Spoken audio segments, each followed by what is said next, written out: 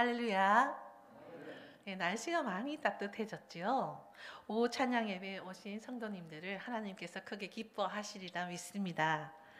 네, 옆 사람과 잠시 인사하면서 시작하도록 하겠습니다.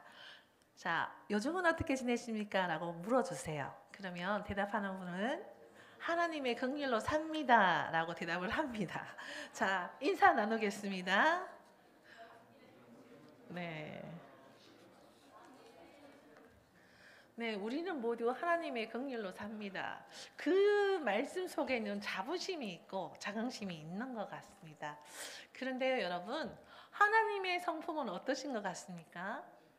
우리 하나님은 나에게 어떤 분이십니까? 어떤 분들은요, 하나님의 성품을 자신을 길러주신 아버지의 성품에 비유하기도 한대요. 그래서 아버지가 굉장히 무서우신 분은 하나님이 어떤 분이실까요? 무서운 분입니다.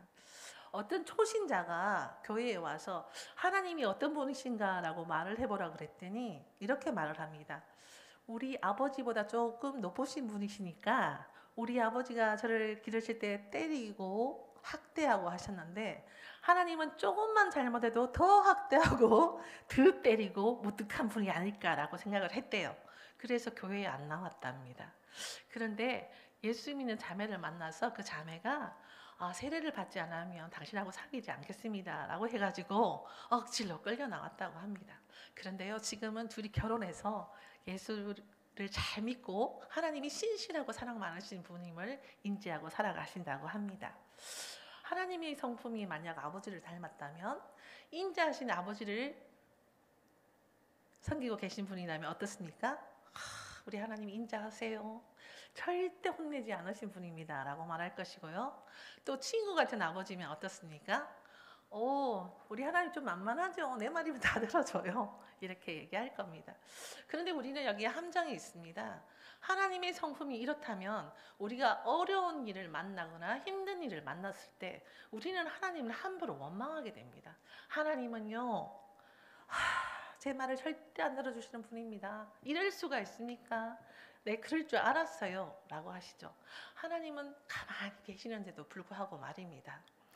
그래서 우리가 보기에도 그런 하나님을 어떤 분이라고 기준하기에는 너무나 막막한, 그리고 하나님 보시기엔 답답한, 안타까운 그런 마음이 있습니다.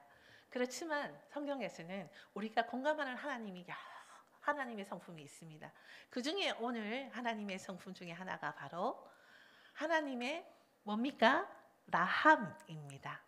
라함이 뭘까요? 히브리어로는 자궁, 긍휼이라는 뜻입니다.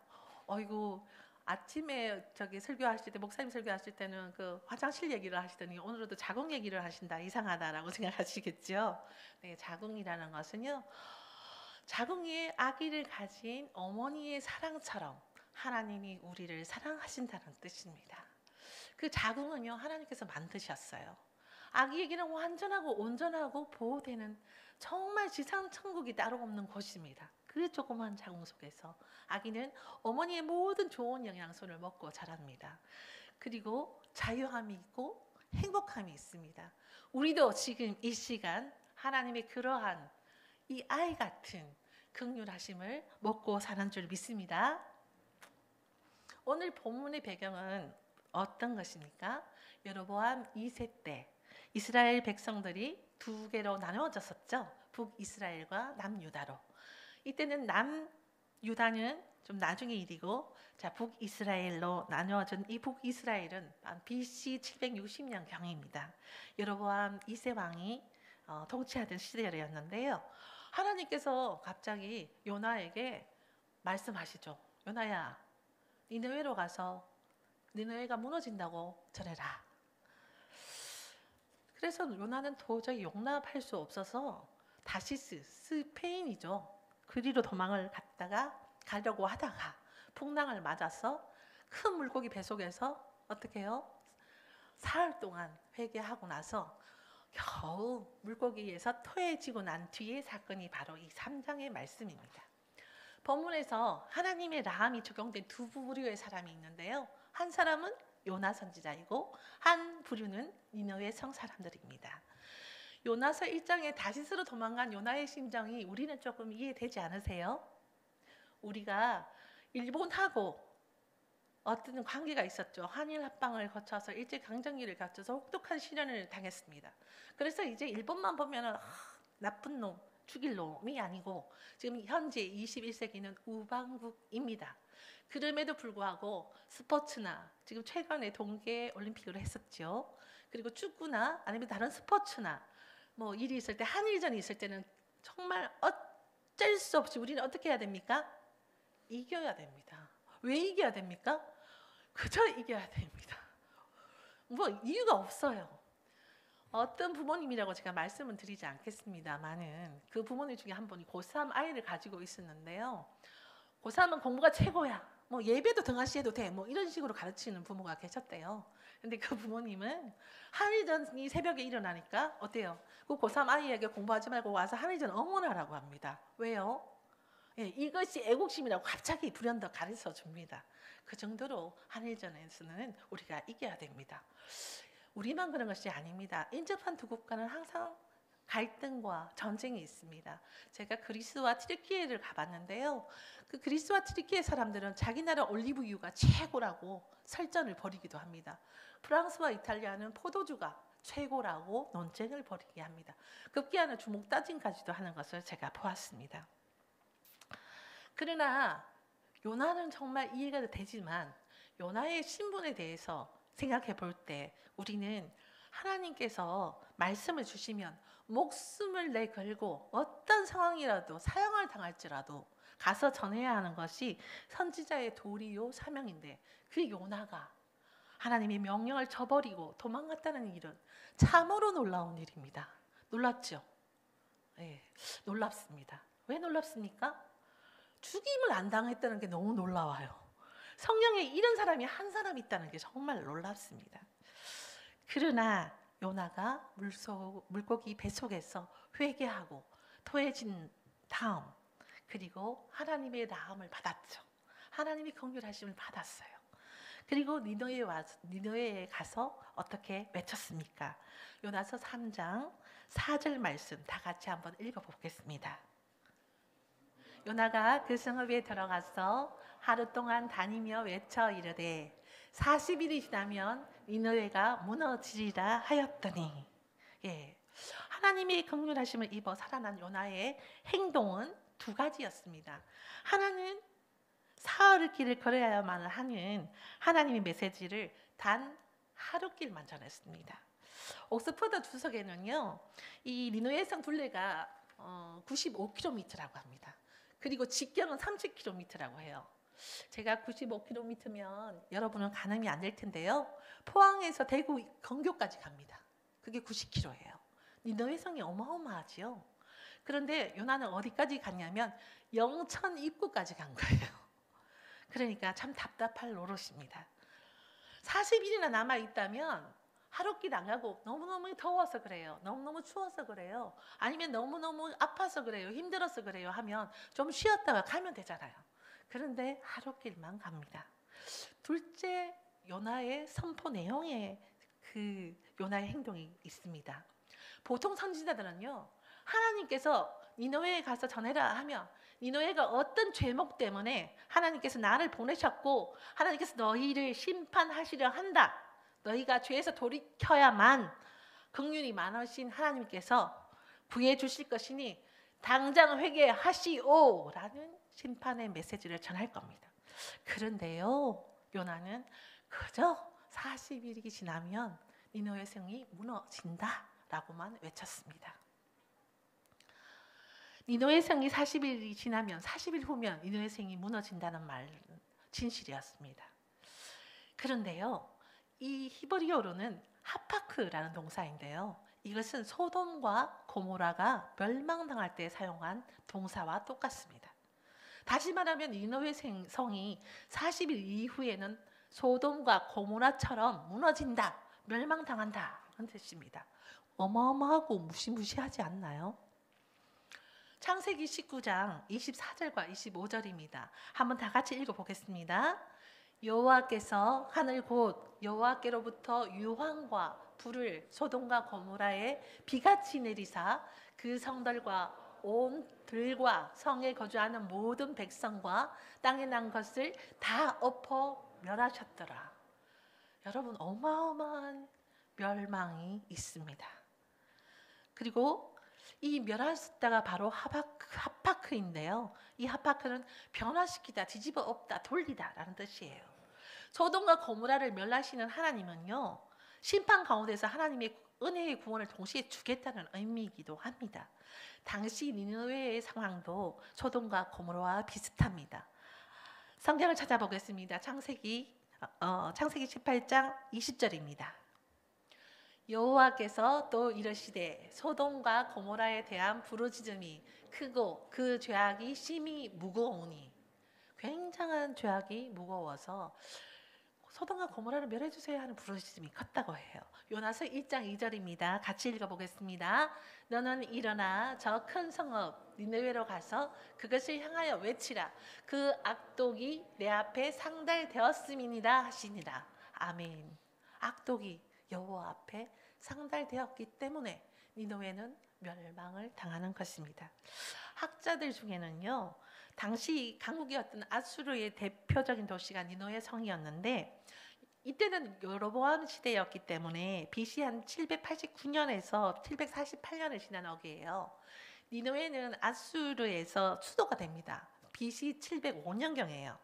그래서 니느웨 사람들은 이스라엘과 비슷한 강국의 위치가 아니라 조금 더 위에 서 있는 위치였어요. 그러다 보니까 이스라엘을 많이 괴롭혔습니다. 어떻게 괴롭혔냐면 사람의 껍질이죠, 스킨을 벗기기도 했다고 합니다. 그 정도로 공포 정치를 해서 주위에 얼씬도 못하게, 복종만 하게 그렇게 만드는 강포한 나라였다고 해요. 그래서 요나는 이렇게 생각했습니다. 하나님께서 말씀하셨기 때문에 하나님께서 멸망시킬 거다. 그러나 요나는 하나님의 라함을 어디서 입었습니까? 도망가다가 풍랑에서도 구조되고 물고기 뱃속에서도 들어가고 하나님의 긍휼하심을 입어봤거든요. 그래서 하나님의 라함을 입을까 봐 좀 걱정했는 것 같습니다. 물고기 뱃속에까지 들어갔다가 회개했다면 요나는 니느웨에 대한 미움이 사라졌었어야 했습니다. 그러나 소돔과 고모라를 멸하신다고 했을 때 아브라함의 행보와는 상충됩니다. 아브라함은 요나와 달리 사람들을 긍휼히 여기시는 하나님의 마음을 알았고 보았고 닮아서 조카 롯 때문만이 아니라 인생을 긍휼히 여기시는 하나님 앞에 그들을 위하여 간구했지요. 니느웨 성에 거주한 사람들은 대체로 60만 정도가 되었다고 하니까 포항 시민이 한 49만 정도 된다고 해요. 그러면 포항 시민 전체가 다 죽고 10만 명이 더 죽어야 되는 거예요. 이런 상황에서도 이스라엘 민족의 대표자였던 요나 선지자는 그는 생명에 마음을 찢어지는 듯한 고통도 없었을 뿐더러 멸망한다고 외쳤을 뿐이었습니다. 이것이 하나님의 라함이 전혀 없던 요나의 모습입니다. 하나님의 라함을 입었던 두 번째 사람들은 누굽니까? 바로 니느웨 성 사람들입니다. 요나 선지자가 외쳤죠. 그런데요, 요나의 바람과는 달리 니느웨 성 사람들은 바로 회개 모드로 전환합니다. 노아 시대를 떠올려 보십시오. 100년 동안 노아가 방주를 짓습니다. 왜 짓냐? 왜 산꼭대기에서 노아 방주를 짓냐 물으면 하나님께서 홍수로 심판하시니까 준비해라, 회개해라, 기도해라 했겠죠. 100년 동안. 그러나 꼼짝도 하지 않았습니다. 그리고요, 만약 하나님께서 제게 포항시가 멸망하니까 가서 전해라 하면 제가 포항시청 앞에서 포항시가 멸망하니 회개하시오라고 하면 저 전도사가 미쳤나 했을 겁니다. 그런데요, 요나의 외침에 니느웨 성 사람들은 모두가 진심을 다해 한결같이 회개합니다. 요나의 이 살아있는 하나님의 말씀이 니느웨 사람들을 180도 변화시킵니다. 3장 5절을 다 함께 읽어보겠습니다. 니느웨 사람들이 하나님을 믿고 금식을 선포하고 높고 낮자를 막론하고 굵은 베옷을 입었는지라. 네, 이 소리가 들리자 니느웨 사람들은 하나님을 믿었대요. 요나의 말씀, 하나님을 믿었습니다. 그리고 어떻게 했습니까? 베옷을 입고 회개하기 시작합니다. 그런데 더 놀라운 것은요, 이 악명을 떨치던 이 민족 아닙니까? 사람 껍질을 벗기면서 북이스라엘을 괴롭히던 민족 아닙니까? 그런데요, 요나가 외치면, 요나가 감히 우리나라에 와서 어째 하나님이 우리를 멸하신다고 저 민심을 괴롭히고 교란하는 저자를 쳐 죽여 없애라 할 수가 있잖아요. 그런데요, 절대 그러지 않았습니다. 바로 회개 모드로 전환했다는 거죠. 그런데 왕은 이보다 더 한층 더 높은 수위를 높였죠. 바로 왕이 조복을 갈아입습니다. 그리고 칙서를 내립니다. 조서를 내려서 어떻게 합니까? 사람 모두 다 회개하라고 그러죠. 어떻게 회개합니까? 이들은 하나님께 부르짖는데 회개하는데 어떻게 합니까? 사람도 금식하라고 그랬고요. 소나 양떼까지도 짐승까지도 먹이지 못하게 했어요. 얼마나 놀라운 일인지. 이게 무슨 뜻이죠? 소와 양떼가 금식할 수 있겠죠. 안 주면 금식한다고 하더라고요. 그런데요, 자신이 가진 모든 재산도 포기해. 회개해. 손해 보는 거 아니야. 멸망이 더 중요해 라고 생각했던 겁니다. 그래서 모든 국민이, 니느웨에서 모든 사람들이 회개로 돌입했습니다. 그런데요, 그냥 하나님 살려주세요가 아니었습니다. 저는 이 부분에서 눈물이 났습니다. 아, 나는 이때껏 하나님 살려주세요만 했는데 이 니느웨의 왕은 이렇게 하지요. 강포한 행한 일, 악한 일을 한 손 거둬라. 악한 일에서 돌아서라. 그리고 그들은 돌아섰습니다. 얼마나 놀라운 하나님 중심의 전면적인 회개인지 모르겠습니다. 하나님께서는 니느웨 성이 악한 것을 떠난 것을 감찰하시고 10절에 이렇게 뜻을 돌이켜서 니느웨의 부르짖음에 응답하시고 구원해 주셨습니다. 니느웨의 회개 운동이 주는 세 가지 교훈이 있지요. 첫째는 하나님의 말씀을 듣는 귀가 열려야 한다는 겁니다. 히브리서 4장 12절에서 13절 말씀 우리가 잘 압니다. 외우시는 분은 같이 했으면 좋겠습니다.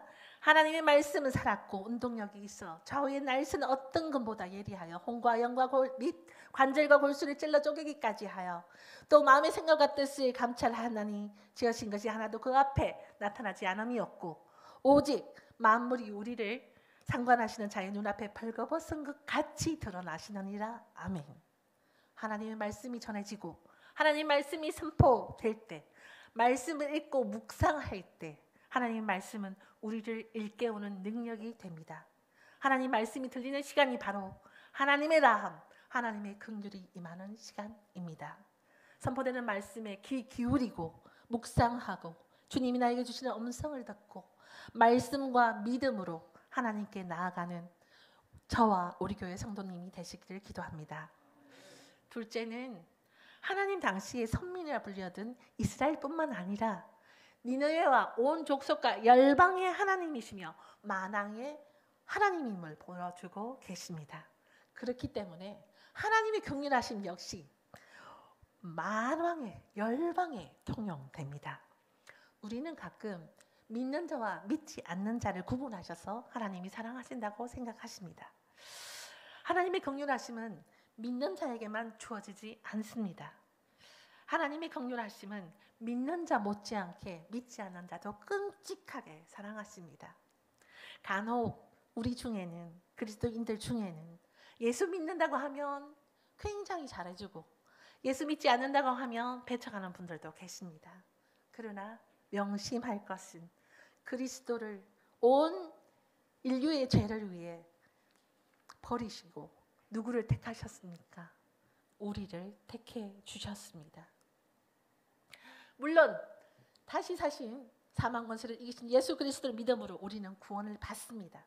그러나 하나님의 라함은 변함없이 지금도 인류를 향해 있고, 그래서 우리는 하나님의 사랑하시는 영혼들을 구원하기 위하여 전도하고 있는 것입니다. 셋째, 철저한 회개보다 더 큰 하나님의 라함입니다. 회개에는 요나의 회개와 니느웨에 하나님의 중심의 회개가 있다고 합니다. 요나는 지극히 개인적인 회개를 했다고 우리가 살펴보았습니다. 물고기 뱃속에서 회개한 것 같지만 하나님의 마음을 받고도 하나님의 심정을 온전히 알지 못하고 그냥 회개를 했습니다. 반면에 니느웨의 백성들은 악행을 돌이키는 전면적이고 실천적인 회개를 했습니다. 저도 니느웨의 백성처럼 진심을 다한 회개를 하고 싶습니다. 그러나 아무리 철저한 회개를 해도 하나님의 마음을 따라갈 수는 없습니다. 그간의 악행을 볼 때 니느웨 왕의 말처럼 하나님께서 뜻을 돌이킬 만큼 회개할 수는 없습니다. 단지 심판밖에 없는 죄인이지만 지푸라기라도 잡는 심정으로 하나님의 긍휼하심을 구할 수밖에 없는 처지였습니다. 악행의 제목은 사형이고 멸망이었지만 하나님은 인간의 죄보다 더 인간의 회개에 집중해 주셨습니다. 그래서 긍휼함을 베풀어 주셨고 은혜와 긍휼로 구원해 주신 것입니다. 여기에 하나님의 위대하심과 라함의 은혜가 있는 것입니다. 그들의 악행이 하나님께 달할지라도 우리의 악행이 하나님께 달한다 할지라도 우리가 회개하고 하나님께 돌아가면 하나님께서는 니느웨를 구원해 주신 것처럼 우리를 구원해 주심을 믿어야 합니다. 하나님께서는 지금도 회개하고 돌아오기를 기다리고 계십니다. 하나님의 라함으로 우리를 기다리십니다. 그 모습은 어떤 모습일까요? 그림을 한번 보여주시겠습니다. 이 그림은요 17세기 네덜란드의 화가 여러분이 잘 아는 렘브란트의 그림입니다. 제목은 무엇일까요? 돌아온 탕아입니다. 그렇습니다. 렘브란트는 최고의 전성기를 화가로서 생전에 누렸습니다. 그런데 말년에는요 가족도 잃고 재산도 잃고 아마 끼니를 때우기 힘들 정도로 가난했다고 합니다. 그래서 그가 그리기 시작한 그림이 바로 이 돌아온 탕아입니다. 돌아온 탕자가 자신의 자화상이라고 생각하며 신앙 고백하며 1966년 눈을 감을 때까지 그린 그림입니다. 그런데 말이죠. 이것이 미완성의 작품이라고 합니다. 자세히 한번 봐주십시오. 미완성이어서 더 완벽한 작품은 아닐까요? 돌아온 탕아를 안고 있는 아버지의 얼굴을 넘겨주세요. 네, 얼굴을 보세요. 얼마나 자유롭게 여러분을 반겨주실까요? 저를 반겨주실까요? 또 믿지 않는 분들을 반겨주실까요? 저 손에 좀 주목해 주시겠습니까? 왼쪽 손은 강인한 팔뚝, 강인한 손 그려져 있고요. 오른쪽 손을 봐주세요. 어머니의 자애로운 손이 있습니다. 부드럽고 따뜻하게 때로는 참 사랑한다는 그 아버지의 심정의 부성애로 모성애로 우리를 안아주시는 하나님 아버지 그 포근함이 느껴지십니까? 예, 다음 장이요. 그런데 탕아의 발 한번 보세요. 내가 달려갈 길을 다 달려간 후에 나의 모습을 상상해 봅시다. 그 발은요 바로 닳고 신발은 벗겨지고 너무나 초라하고 지치고 힘들고 어려울지라도 아버지께 돌아가면 아버지는 저렇게 따스하게 나를 알아주십니다. 그분이 바로 우리 하나님이시고 긍휼하신 하나님이 우리를 반겨주시는 모습입니다. 하나님의 모습을 저 그림에 담을 수 있을까요? 아무리 렘브란트라 해도 우리의 상상을 지극히 자극했지만 하나님은 이 그림보다 더 따뜻하신 분이십니다. 보네포 목사님이 쓴 옥중의 시 중에서 나는 누구인가 라는 시가 있습니다. 시의 말미에 이렇게 되어 있습니다. 우리 같이 한번 읽어볼까요? 나는 누구인가? 고독한 심정으로 스스로에게 던지는 질문이 나를 조롱한다. 내가 누구든 간에 당신은 나를 아십니다. 오 하나님이시여 나는 당신 것입니다.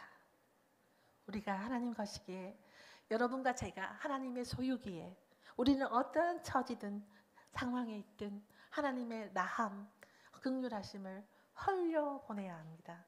하나님의 성품을 담지 못한 삶에서 돌이킴의 삶, 하나님 아버지 품에 안기는 은혜가 우리나라에 있어야 합니다. 선교지에 있어야 합니다. 우리 교회와 성도님들의 가정과 친척과 주변과 이웃들에게 충만하기를, 그리고 이러한 하나님의 긍휼하심을 흘려보내도록 하나님의 긍휼하심을 닮아가는 저와 우리 교회 성도님 되시기를 기도합니다. 다 같이 기도하겠습니다.